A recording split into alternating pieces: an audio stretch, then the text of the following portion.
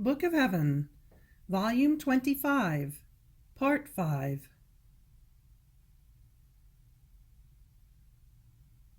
December 14th, 1928.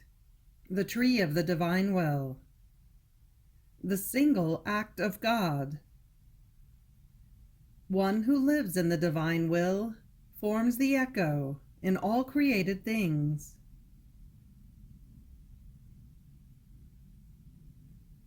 I was worried about the publication of the writings of the divine will, and I felt bothered at the many questions they ask me. And I said to myself, Jesus alone knows my martyrdom and how tortured I felt when authoritative people were talking about wanting to publish them. So much so that no one could manage to calm my interior martyrdom and make me surrender to say Fiat. Only Jesus, with his seducing persuasion, and by striking in me the fear of the great evil I might do if I went out even just slightly from the divine will, could induce me to say Fiat. And now, in seeing it go so slowly, I remember my interior struggles, my hard martyrdom because of this publication. What is the utility of so many pains suffered? Who knows who will see this publication? Maybe Jesus will make me content by letting me see it from heaven.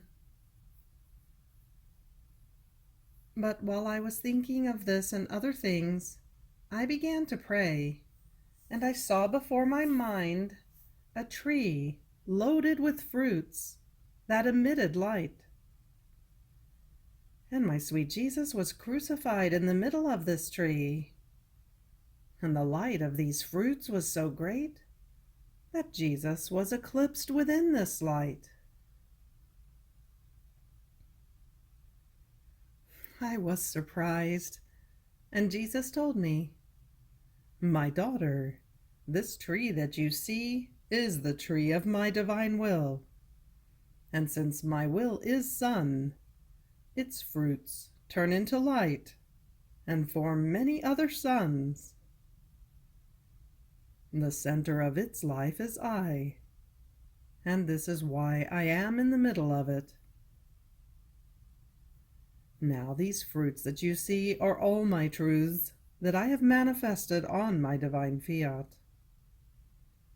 They are all in the act of giving birth to their light in the bosom of the generations. And those who should occupy themselves with them and hasten but do not do it, prevent the fruits of this tree from forming births of light from themselves, as well as the great good of this light.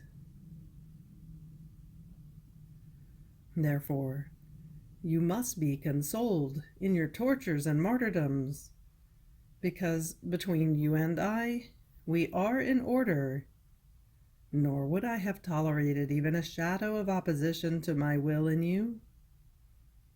It would have been my greatest sorrow, nor would I have been able to say, the little daughter of my will gave me her will as gift, and I gave her the gift of mine. While this exchange of wills is one of my greatest joys and yours. If there is any fault, it is from those who neglect it. Therefore do not want to afflict yourself, or be bothered at the questions they ask. I myself will be in you, to administer to you the light and the words that are needed. You must know that this is my interest more than your own." Then I continued to think about the divine Fiat, and my sweet Jesus added, "My daughter, within us, in our divinity, one single act is enough to do everything. That act is will, thought, word, work, and step. So a single act of ours is voice that speaks. It is hand that operates. It is foot that walks. And enveloping everything, if the creature thinks, works, speaks, and walks, it is the virtue of our single act, that echoing in each act of the creature communicates the good of the thought, of the word, and of all the rest. Therefore it can be said that we are the bearer of all creatures and of all their acts. Oh, how offended we feel when our act bears voice, thought, work, and step. But not only is it not done for us, but to offend us. Creatures use our very acts to form the weapons with which to wound us. Human ingratitude, how great you are. Now, one who does our divine will and lives in it, unites herself to our single act, and forming one single act of the will with ours, she flows together with our act, and together with us.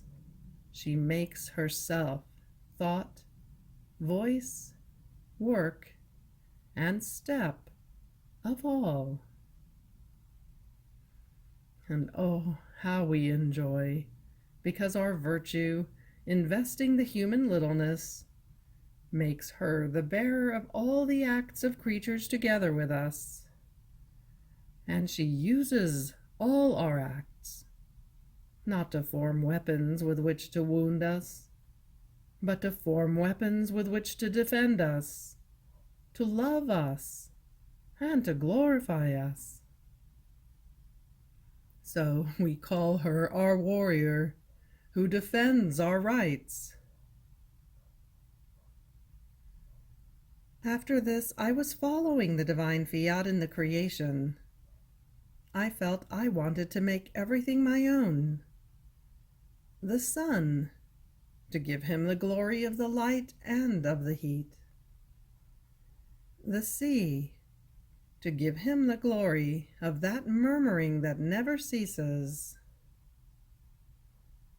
I would like to have everything in my power, to be able to say, "You have given me everything, and I give you everything."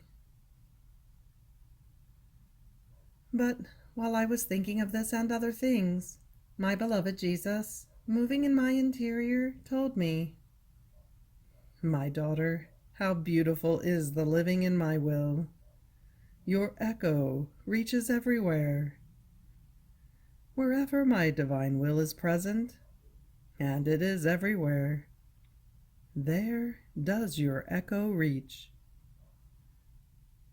So your echo resounds in the sun, in the sea, in the wind, in the air, and penetrating even into heaven, it brings to your Creator His very glory, love, and adoration. And my divine will does not feel alone in all created things. It has the company of the echo of one who lives in my divine volition, and it feels all the love and the glory that it spread in the whole creation, being returned to it.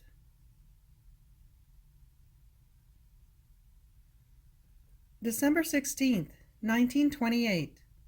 Speaking of the 9 excesses of Jesus in the Incarnation. Contentments of Jesus. His word is creation. Jesus sees the scenes of his love being repeated. Preludes of his kingdom.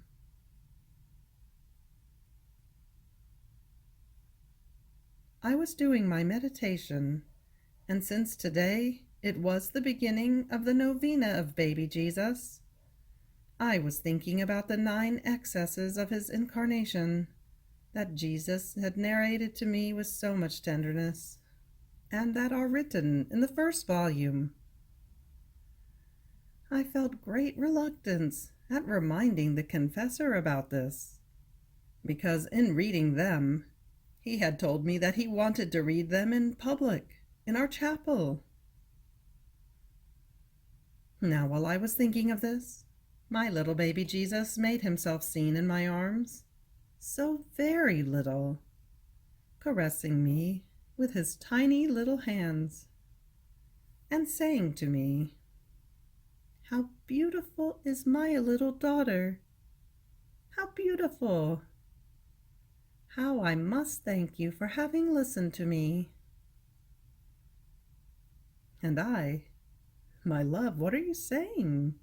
It is I who must thank you for having spoken to me, and for having given me with so much love, acting as my teacher, so many lessons that I did not deserve." And Jesus, "Ah, my daughter, to how many do I want to speak? And they do not listen to me, reducing me to silence and to suffocating my flames. So we must thank each other. You thank me, and I thank you." And then, why do you want to oppose the reading of the 9 excesses? Ah, you do not know how much life, how much love and grace they contain. You must know that my word is creation, and in narrating to you the 9 excesses of my love in the Incarnation, I not only renewed my love that I had in incarnating myself, but I created new love, in order to invest the creatures and conquer them to give themselves to me. These 9 excesses of my love, manifested with so much love of tenderness and simplicity, formed the prelude of the many lessons I was to give you about my divine Fiat, in order to form its kingdom. And now, by their being read, my love is renewed and redoubled. Don't you want, then, that my love, being redoubled, overflow outside and invest more hearts, so that as a prelude they may dispose themselves for the lessons of my will, to make it known and reign? And I, my dear baby, I believe that many have spoken about your incarnation. And Jesus, "Yes, yes, they have spoken, but those have been words taken from the shore of the sea of my love. Therefore they are words that possess neither tendernesses nor fullnesses of life.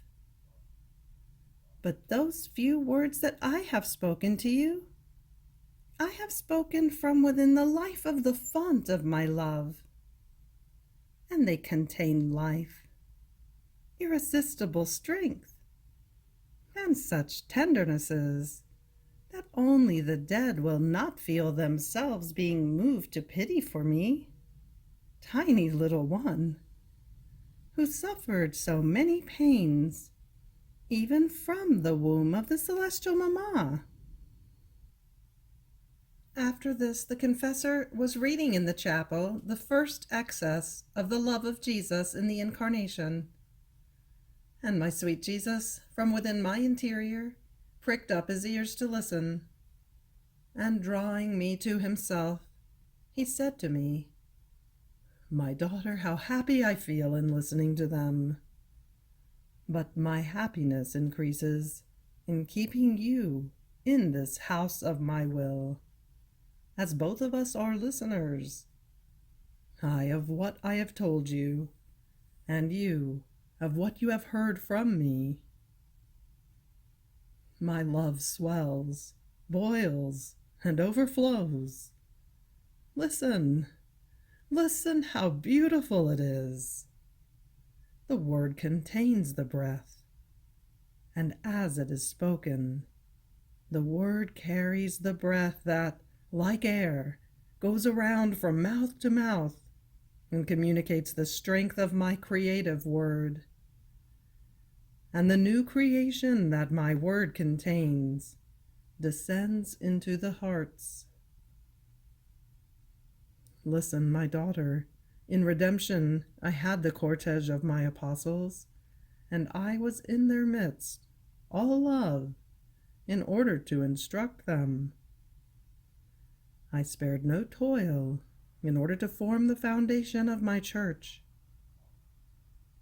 Now, in this house, I feel the cortege of the first children of my will, and I feel my loving scenes being repeated in seeing you in their midst, all love, wanting to impart the lessons about my divine fiat, in order to form the foundations of the kingdom of my divine will.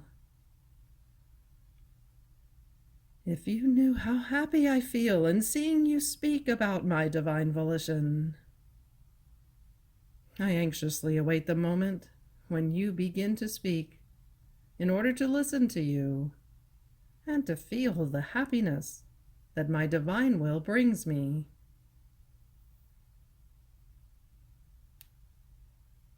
December 21st, 1928. Sea of Love in the Excesses of Jesus. Example of the sea. The divine will, solar ray that brings the life of heaven.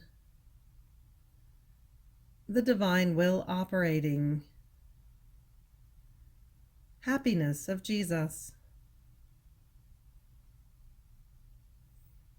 The novena of Holy Christmas continues, and continuing to hear the 9 excesses of the Incarnation, my beloved Jesus drew me to himself, and showed me how each excess of his love was a sea without boundaries. And in this sea, gigantic waves rose, in which one could see all souls flowing, devoured by these flames.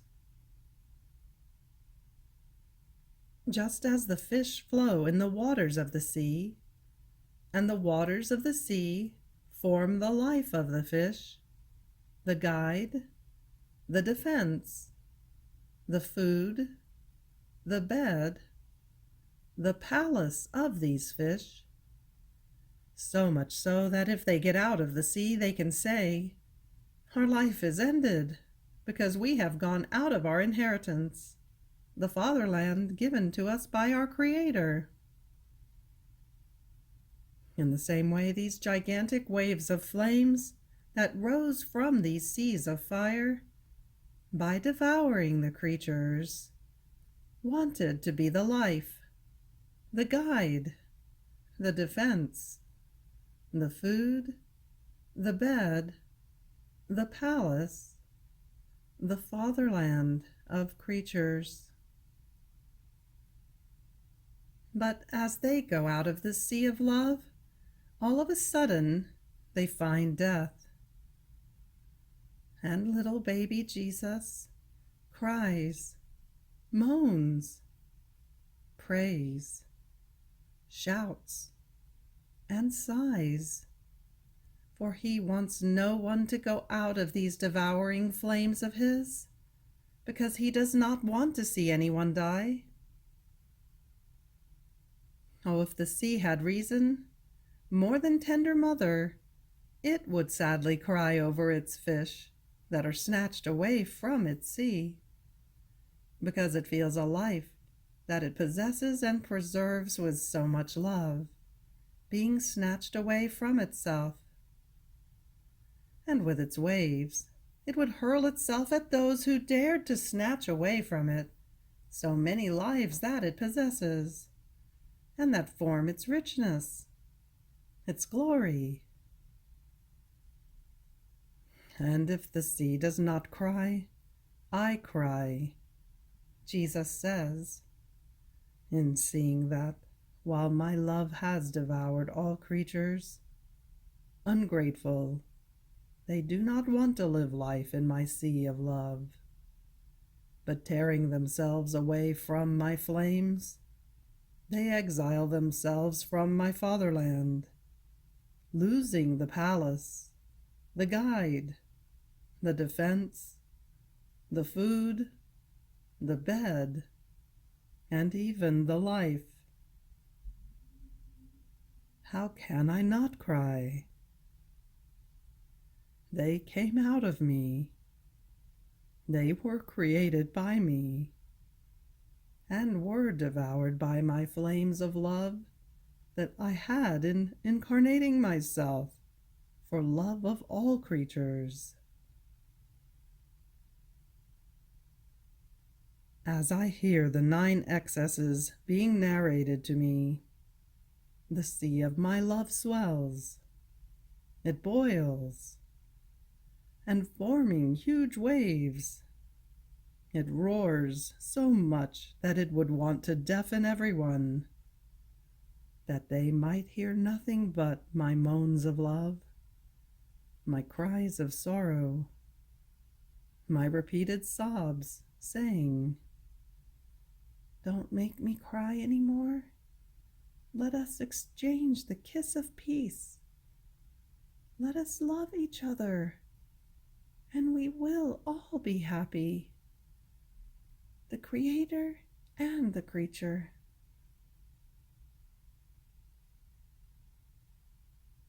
Jesus kept silent, and at that moment I saw heaven opened and a ray of light descend from above, that fixing itself upon me, illuminated those who were around me.